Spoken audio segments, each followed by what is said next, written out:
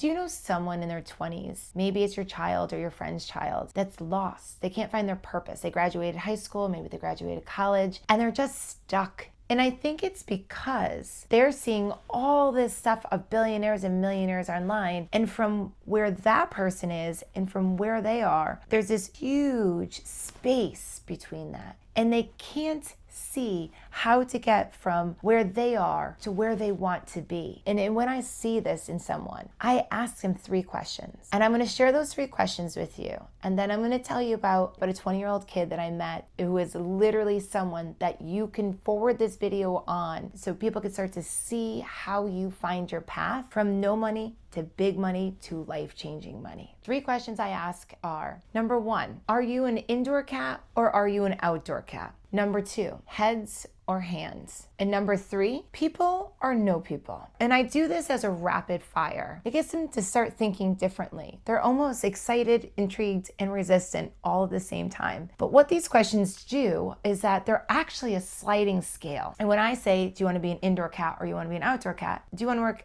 in an office or do you want to work outside? And the sliding scale of that is, I have drivers who are outside all day. And then I have service technicians who are in people's home but not necessarily in the office. And then there's me. I am an indoor cat. And then the next one, head or hands? Do they want to work with their hands or do they want to be in their head living? And that doesn't just apply to the trade. If you were a dentist, you would be using heads and hand, right? You would be in the middle of that scale. But my husband, who's an attorney who loves to just live in his head for like days on end, he would be on this end of the spectrum, living in his head. Now let's tackle the people or no people. It's okay if you want to say no people. I'm going to tell you a secret about me. I don't really like to travel. All these people keep talking about how they want to travel. In fact, my kids are on their way to Portugal right now, and I'm glad it's them and not me. And it's really uncool for me to be like, everyone's sitting around talking about where they want to go. And I'm like, I don't actually want to go anywhere. I actually just want to go to work.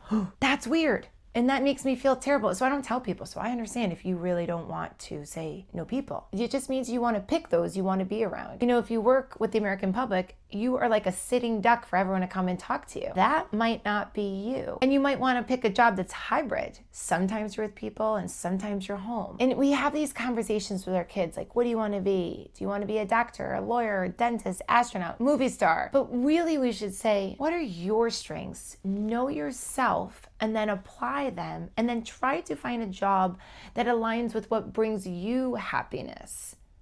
And we also want to talk to them is, what does their day look like? You know, if I had to be an attorney and sit there and read all day and not talk to anyone, I think I would be so sad. I don't want to be sad. I like to talk to people. So my husband goes off to work. I'm like, meanwhile, I'm thinking to myself, I'm going to see my friend Lauren. We're going to send Instagram memes to each other. I am psyched and energized about seeing people. So now I want to tell you the story of a kid that I just met. His story goes from no money to good money to big money to, whoa, that's some money. He's like someone that started not knowing what he wanted to do, and now he's so happy, and it's nothing he would have ever picked. So I went to my truck repair company. And I had to return a part. And when I got there, I looked over at the inventory room and it was heaven. Everything was lined up and there was numbers. It was gorgeous. It was like the home edit for inventory. And I looked around and I said, who is responsible for this? And this shy, lovely 20-something-year-old kid comes out. And I was like, is this you? And he was beaming with pride. And I said, tell me about yourself. And he said, I started working there to get a job and I was sweeping the floors. And then I started delivering parts. And then they needed the inventory to be straightened out. And when I started doing that, I loved it. And so then I got more and more into it of how I could make it better. And he's like, and now look, I run all this inventory and I have my own desk, and he's happy. Now that is the pathway. Because when you're looking at all these billionaires and millionaires and these people on the internet being like, I make millions of dollars, like, where's the start, right? This started with this kid sweeping the floor, and now he's got good money. But then how do we take it to big money? So I looked at my pal. This is wonderful, and I love that you found your passion. Why don't you consult for local businesses? Go in and straighten out their inventory. You're clearly an expert, And you can make so much money doing that. And then my friend Michael, who I've known for a million years, walks out and he's got this great personality. I forgot that he was a good looking guy. And I said, and he was like, oh, do you like our inventory? And I said, guys, you should have your own show, The Home Edit, but for inventory. You're such a good duo. Now, do you see the path? Do you see how it went from sweeping floors, delivering parts? Ooh, eureka.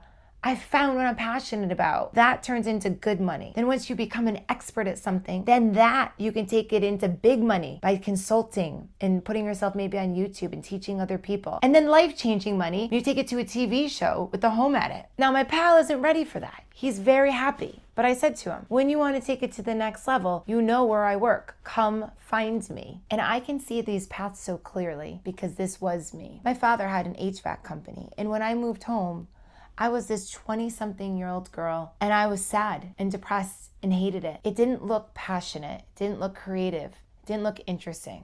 22-year-old girls like, let me sell oil. No. Nobody says that. And I wish someone said, broaden the way you're viewing it. Look at it from a different angle. What are you good at in this business? And it took me years to figure out that I love people. I'm curious about them. I love having a team around me that's super fun and we get to work on things together. I love my customers. They bring me so much joy. And in the people, I found my passion. And so I was lost, just like your child, just like my children will be in a few years. And the conversations I'm going to have with them will not be pigeonholed into a career that they know nothing about. I will look at them as individual beings. I will tell them the things inside them that make them unique and special, and then have them walk the path. Get out there, try different things, analyze it, come back, talk to me, tell me what you like, tell me what you don't like.